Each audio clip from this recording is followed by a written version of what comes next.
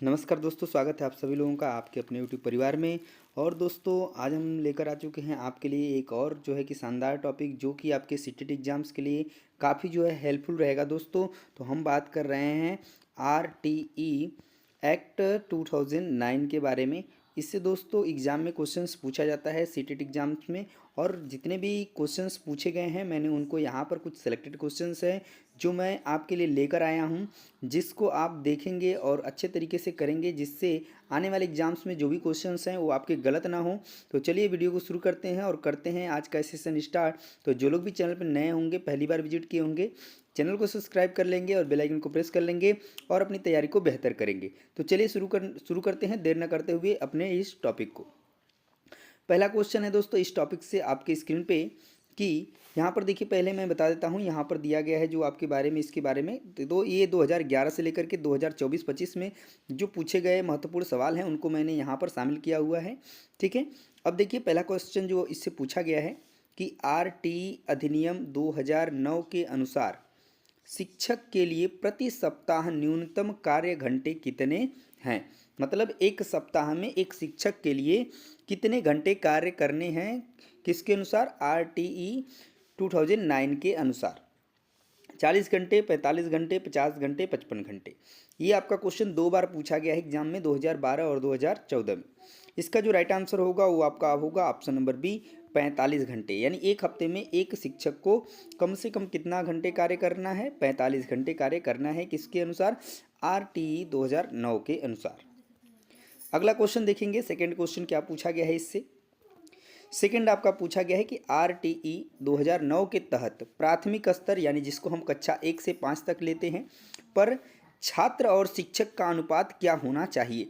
यानी कि कितने छात्र पर एक शिक्षक होना चाहिए, 25:1, 30:1, 35:1 और 40:1। तो देखिए ये जो अनुपात बताया गया है आपका, ये बताया गया है 30 और 1 का अनुपात होना चाहिए।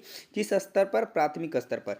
यदि क्लास में 3 बच्चे हैं, यानी कि 3 बच्चे हैं उस वहाँ पर छात्र, तो वहाँ पर उनके ऊपर कितना, एक शिक्षक होना चाहिए। यानी 3 बच्चों को पढ़ाने के लिए, 30 बच्चों को पढ़ाने के लिए एक शिक्षक होना चाहिए। अगर उस स्कूल में 60 बच्चे हैं तो वहाँ पर 2 शिक्षक होंगे। इसी तरीके से आप काउंट कर लीजिए, तो यानी कि 30 बच्चों पर एक शिक्षक होगा, ये अनुपात है।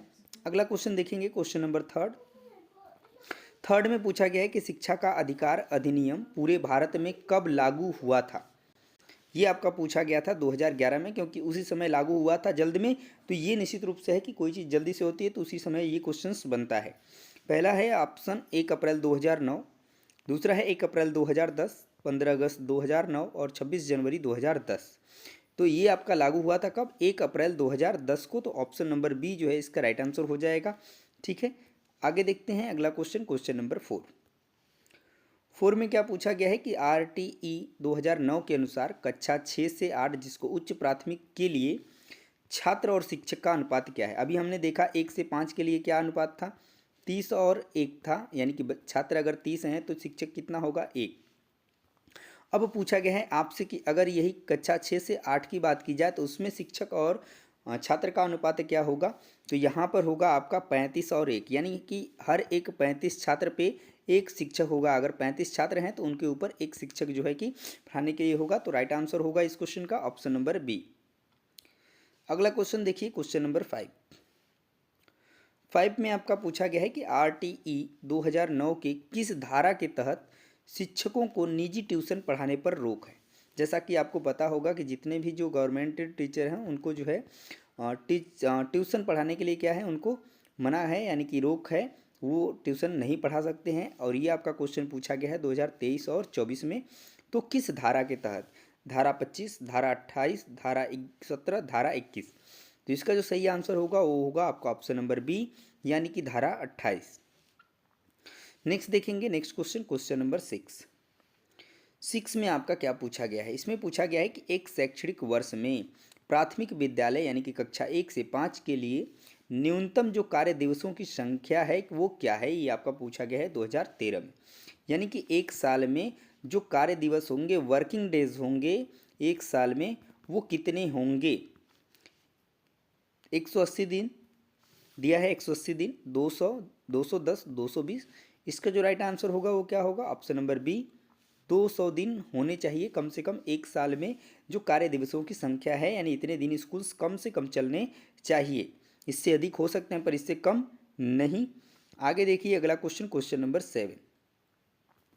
7 में पूछा गया है कि RTE 2009 के अनुसार निजी स्कूलों में जो आर्थिक रूप से कमज़ोर बच्चे हैं उनके लिए कितनी सीटें आरक्षित हैं। ये आपका पूछा गया है 2012 और 2019 की परीक्षा में। पहला ऑप्शन है 10%, दूसरा है 20%, तीसरा है 25% और डी है आपका 33%। इसका जो राइट आंसर होगा वो आपका होगा ऑप्शन नंबर सी, 25% आरक्षित सीटें हैं किसके लिए, कमज़ोर वर्ग के बच्चों के लिए। किसमें, निजी स्कूलों में, यानी कि जो प्राइवेट स्कूल हैं उनके स्कूलों में जो है जो सीटें हैं किसके लिए, कमज़ोर वर्ग के बच्चों के लिए, उसकी बात हो रही है यहाँ पर। क्वेश्चन नंबर 8 में देखिए दिया गया है कि RTE 2009 के किस आयु वर्ग के बच्चों के लिए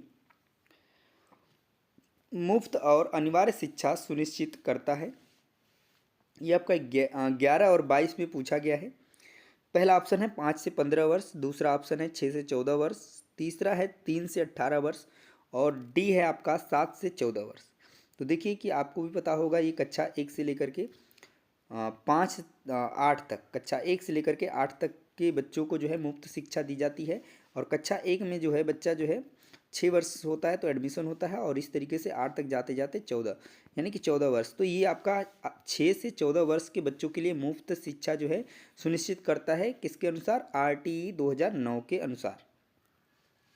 राइट आंसर हो जाएगा ऑप्शन नंबर बी। अगला क्वेश्चन की तरफ चलते हैं, क्वेश्चन नंबर 9 में पूछा गया है कि विशेष आवश्यकता वाले बच्चों के लिए शिक्षा का अधिकार अधिनियम नियम आयु सीमा क्या है। यानी कि अगर जो विशेष आवश्यकता वाले बच्चे हैं उनके लिए जो ये आयु सीमा है मुफ्त शिक्षा, वो क्या है उनके लिए, 6 से 14 वर्ष, 6 से 18 वर्ष, 3 से 18 वर्ष या 5 से 15 वर्ष। तो देखिए इनके लिए जो सीमा है थोड़ी बढ़ा दी गई है। तो यहाँ पर जो हो जाता है 6 से 18 वर्ष तक जो है इनको मुफ्त शिक्षा दी जाती है। अगला क्वेश्चन देखिए, अगला क्वेश्चन क्या है, क्वेश्चन नंबर 10। क्वेश्चन नंबर 10 है कि RTE अधिनियम की किस धारा में उल्लेख है कि बच्चों को उसकी मातृभाषा में शिक्षा दी जानी चाहिए। ये 2022 में आपका पूछा गया है। अभी हम सीटेट एग्जाम्स में पढ़ते ही हैं बच्चों को जो है प्राथमिक स्तर पर किस भाषा में शिक्षा देनी चाहिए, तो उनकी मातृभाषा में देनी चाहिए, मदर टंग में जो है शिक्षा देनी चाहिए। तो ये किस धारा में बताया गया है, तो ये आपका बताया गया है धारा 29F में। तो राइट आंसर होगा इस क्वेश्चन का option number A. Next question है क्वेश्चन नंबर 11 में आपका क्या पूछा गया है, तो पूछा गया है कि विद्यालय प्रबंधन समिति में कितने प्रतिशत अभिभावकों का होना अनिवार्य है। ये आपका पूछा गया है 2 बार क्वेश्चन एग्जाम में, 2016 और 2024 में। और पूछा गया है अभिभावकों का कितना परसेंट होना अनिवार्य है। पहला ऑप्शन है 50%, दूसरा है 75% और सी है आपका 25% और डी है आपका 60%। तो राइट आंसर क्या बनेगा इस क्वेश्चन का, तो इस क्वेश्चन का बनेगा ऑप्शन नंबर बी 75%। यानी टोटल जो है अभिभावक कितने होने चाहिए, 75% होने चाहिए विद्यालय प्रबंधन समिति में। ठीक है, आगे देखिए अगला क्वेश्चन, क्वेश्चन नंबर 12 में पूछा गया है कि RTE 2009 के अनुसार प्राथमिक विद्यालय की जो दूरी होगी बच्चे के घर से अधिकतम कितनी होनी चाहिए, ज़्यादातर कितनी होनी चाहिए। ये आपका पूछा गया था 2014 में। 1 किलोमीटर, 2 किलोमीटर, 3 किलोमीटर और 5 किलोमीटर। तो RTE 2009 के अनुसार जो प्राथमिक विद्यालय की दूरी होगी बच्चे के घर से वो का अधिकतम कितनी होनी चाहिए, तो 1 किलोमीटर होनी चाहिए। तो राइट आंसर हो जाएगा इसका ऑप्शन नंबर ए। नेक्स्ट देखिए क्वेश्चन नंबर 13। इसमें क्या पूछा गया है कि उच्च प्राथमिक स्तर यानी कि कक्षा 6 से 8 के लिए एक शैक्षणिक वर्ष में कितने निर्देशात्मक घंटे अनिवार्य हैं। 2012 और 2021 में क्वेश्चन पूछा जा चुका है। तो 800 घंटे, 1000 घंटे, 1200 घंटे और 900 घंटे। तो जो इंस्ट्रक्शनल हावर्स है, निर्देशात्मक घंटे हैं कक्षा 6 से 8 के लिए, वो कितने होने चाहिए। तो यहाँ पर जो आपका राइट आंसर होगा क्या होगा, ऑप्शन नंबर बी 1000 घंटे। ठीक है, इतना जो है अनिवार्य है। आगे देखिए अगला क्वेश्चन, क्वेश्चन नंबर 14 में आपका पूछा गया है कि यदि किसी प्राथमिक विद्यालय में 150 से अधिक छात्र नामांकित हैं, रजिस्ट्रेशन हैं, तो अधिनियम के अनुसार वहाँ पर कैसा प्रावधान है, क्या है कि कितने शिक्षक होंगे और कितने प्रधानाध्यापक होंगे या केवल शिक्षक से ही काम चल जाएगा। ये आपका पूछा गया है 2015 में। तो 4 शिक्षक होंगे, 5 शिक्षक और 1 अध्यापक, प्रधानाध्यापक 6 शिक्षक या 4 शिक्षक या 1 प्रधानाध्यापक। तो देखिए अगर किसी विद्यालय में अगर 150 बच्चे हैं, प्राथमिक विद्यालय की बात हो रही है, तो यहाँ पर देखिए हमने अभी रेशियो क्या देखा था इस पर, एक बच्चे पे मतलब 30 बच्चों पे एक, तो 3 बचे 15 मतलब 5 अध्यापक चाहिए किसके लिए, इन बच्चों को पढ़ाने के लिए और बाकी चीज़ों मेंटेन करने के लिए, एक जो है इन सब लोगों को रेगुलेट करने के लिए और पूरा व्यवस्था देखने के लिए एक प्रधानाध्यापक चाहिए। तो 5 शिक्षक और 1 प्रधानाध्यापक चाहिए अगर किसी भी विद्यालय में 150 से अधिक छात्र क्या हैं, नामांकित हैं इस अधिनियम के अनुसार। क्लियर है, आगे चलते हैं क्वेश्चन नंबर 15 की तरफ। 15 में क्या पूछा गया है आपका, शिक्षा का अधिकार अधिनियम 2009 के अनुसार शिक्षक बच्चों के साथ कैसा व्यवहार करेंगे, ये आपका पूछा गया है 2023 में। पहला ए है डराने वाला, बी है कठोर अनुशासन वाला और सी है मित्रवत और सुगमकर्ता के रूप में या केवल व्याख्यान विधि द्वारा। तो देखिए हमेशा ही शिक्षक को बच्चों के साथ यानी कि छात्र के साथ कैसा व्यवहार रखना है, मित्रवत और सुगमकर्ता के रूप में। तो राइट आंसर इस क्वेश्चन का ऑप्शन नंबर सी होगा। नेक्स्ट है क्वेश्चन नंबर 16। इसमें क्या पूछा गया है आपका कि RTE 2009 के अनुसार प्रवेश के समय किस प्रकार की प्रक्रिया प्रतिबंधित है, यानी कि इस तरीके की प्रक्रिया नहीं होगी। ये 18 और 2024 में पूछा गया है क्वेश्चन। दिया है पहला स्क्रीनिंग प्रक्रिया और बी है आयु प्रमाण पत्र मांगना, आधार कार्ड मांगना, साक्षात्कार। तो देखिए ये तीनों ही चीज़ें होती हैं जब आप प्रवेश कराने जाते हैं, बच्चों का दाखिला कराने जाते हैं किसी भी स्कूल में, पर स्क्रीनिंग प्रक्रिया नहीं होनी चाहिए और यही इस क्वेश्चन का राइट आंसर होगा, क्योंकि इसमें पूछा गया है कि कौन सी प्रक्रिया जो है प्रतिबंधित है। नेक्स्ट देखेंगे 17 नंबर क्वेश्चन। 17 नंबर क्वेश्चन में क्या पूछा गया है आपका कि शिक्षा का अधिकार किस अनुच्छेद के तहत मौलिक अधिकार है।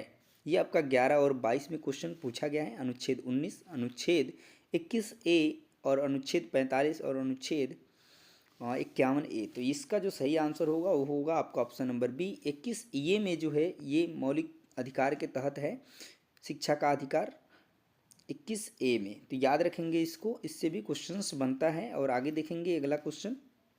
इसमें दिया है कि स्कूल मैनेजमेंट जो कमेटी है में महिला सदस्यों की जो न्यूनतम भागीदारी है कितनी होनी चाहिए। अभी हम लोग पीछे देखे हैं टोटल कितनी भागीदारी होनी चाहिए, 75% अभिभावकों की। अब ये पूछा गया है कि इस 75% में जो महिलाओं की जो भागीदारी होगी वो कितने परसेंट होगी, 33%, 50%, 25%, 75%। तो देखिए जो महिलाओं और पुरुषों की भागीदारी होगी वो बराबर की होगी, यानी कि 50-50% होंगे दोनों ही इसमें।